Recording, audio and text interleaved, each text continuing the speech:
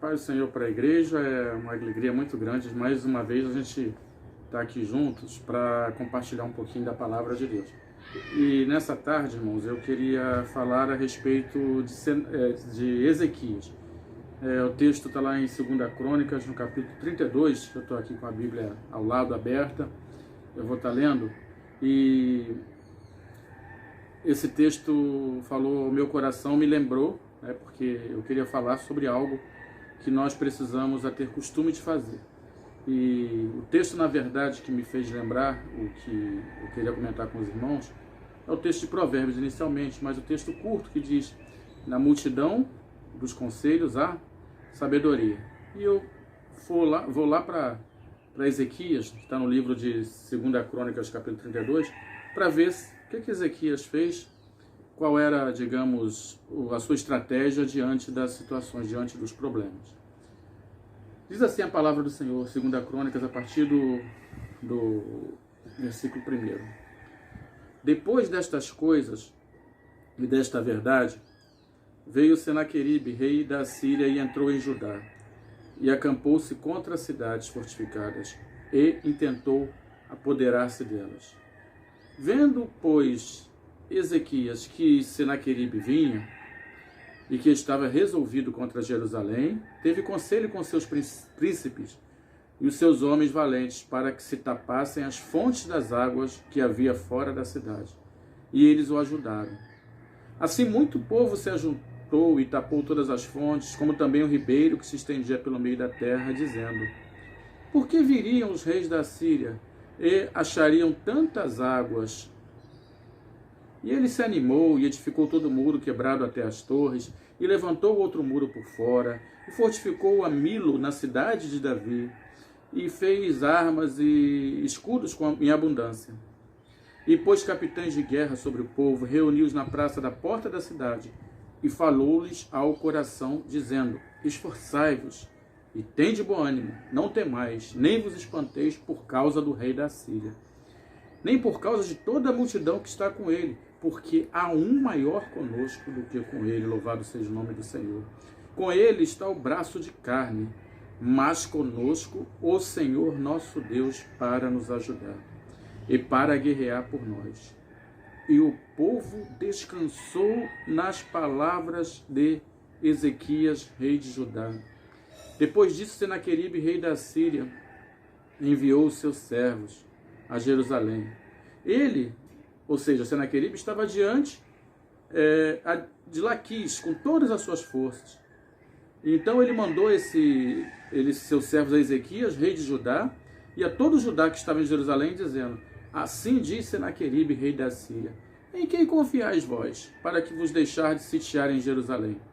Porventura não vos incita Ezequias para morrerdes à fome e à sede, dizendo: o nosso Deus nos livrará das mãos do rei da Síria? Não é Ezequias o mesmo que tirou os seus altos e os seus altares e falou a Judá e a Jerusalém, dizendo: diante de um único altar vos prostrareis, e sobre ele queimareis incenso? Não sabeis vós o que eu e meus pais fizemos a todos os povos das terras? Porventura puderam de qualquer maneira os deuses das nações daquelas terras livrar o seu país da minha mão? Qual é de todos os deuses daquelas nações que meus pais destruíram o que pode livrar o seu povo da minha mão, para que o vosso Deus vos possa livrar da minha mão? Agora, pois, não vos engane Ezequias, nem vos incite assim, nem lhes dei crédito, porque nenhum Deus de nação alguma, nem de reino algum, pôde livrar o seu povo da minha mão, nem da mão dos meus pais, quanto menos vos poderá livrar o vosso Deus da minha mão. Também seus servos falaram ainda mais contra o Senhor Deus e contra Ezequias, o seu servo. Escreveu também cartas para blasfemar do Senhor Deus de Israel, e para contra ele, dizendo: assim como os deuses das nações das terras não livraram o seu povo da minha mão, assim também o Deus de Ezequias não livrará o seu povo da minha mão. E clamaram em alta voz em judaico contra o povo de Jerusalém, que estava em cima do muro, para os atemorizar e para os perturbar, para que tomassem a cidade. E falaram do Deus de Jerusalém, como dos deuses dos povos da terra, obra das mãos dos homens. Porém o rei Ezequias e o profeta Isaías, filho de Amós, oraram contra isso e clamaram ao céu. Então o Senhor enviou um anjo que destruiu a todos os homens valentes, e os líderes, e os capitães no arraial do rei da Síria, e envergonhado voltou à sua terra, e entrando na casa do seu Deus, alguns dos seus próprios filhos o mataram ali à espada. Assim livrou o Senhor a Ezequias e aos moradores de Jerusalém da mão de Senaqueribe, rei da Síria, e da mão de todos, e de todos os lados os guiou. Amém, igreja? Senhor Deus, obrigado pela tua palavra. Fala conosco nesta hora, em nome de Jesus. Amém. Irmãos, o grande valor do conselho, o grande valor de nós conversarmos uns com os outros, o grande valor de nós nos abrirmos, irmão. Nós passamos lutas, dificuldades e nós somos fracos. Somos fortes no Senhor, mas nós somos fracos, temos nossas falhas e precisamos aprender com Ezequias o valor do conselho. Irmãos, Ezequias, a palavra de Deus diz que ele restabeleceu a casa do Senhor, o altar, os levitas, e no capítulo 31, a palavra de Deus diz que ele fez tudo o que era reto, tudo de acordo com a vontade de Deus, e Deus fez ele prosperar. Irmãos, Ezequias, ele era uma pessoa que tomava conselho com os seus príncipes, com as pessoas que estavam ali à sua volta.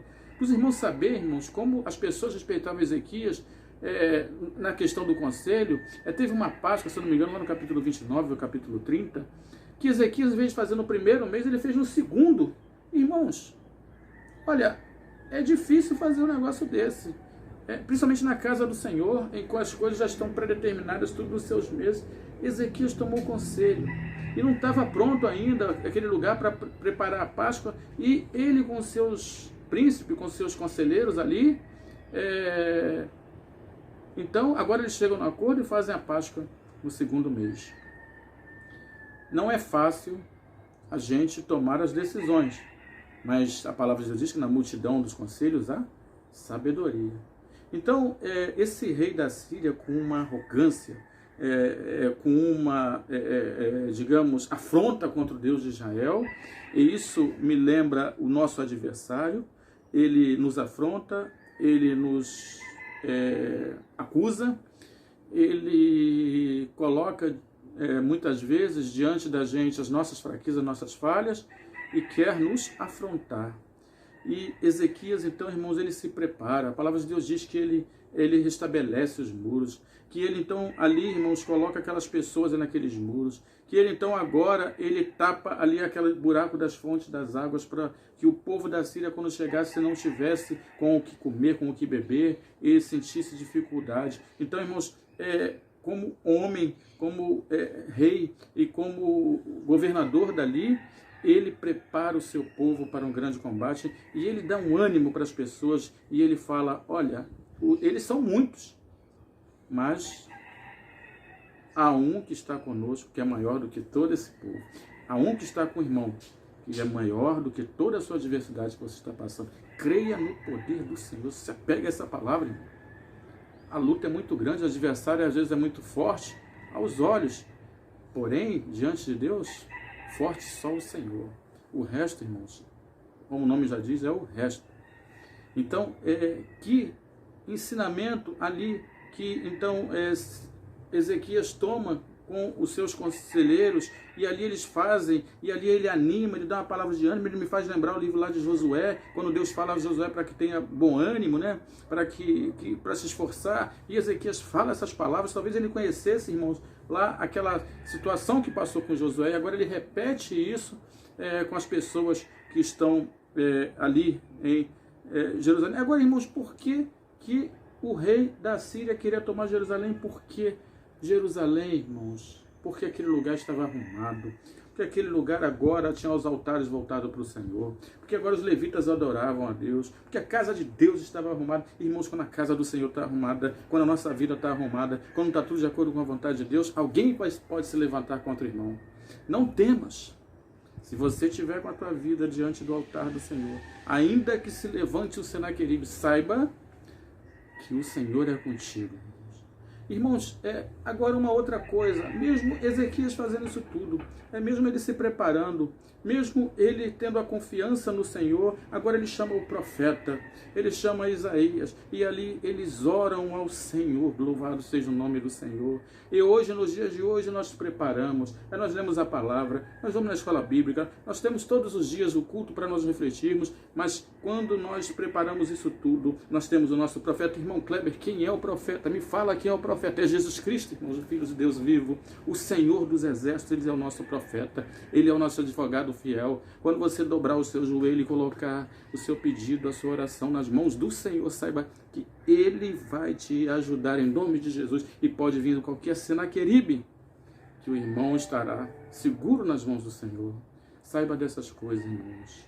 Confia no Senhor, entrega o teu caminho a Ele, e que esta palavra, essa ação, essa estratégia do rei Ezequias sirva de força para o irmão, fortalecer e saber que o Senhor é contigo, seja qual for a adversidade, seja qual for o adversário, Deus é contigo. Segura na mão de Deus, como diz aquele hino que o nosso querido Nelson Ned cantar, segura na mão de Deus e vai, em nome de Jesus, não olhe para trás. Que Deus abençoe a sua tarde, a sua vida, em nome de Jesus. Amém. Amém, irmãos? Deus te abençoe.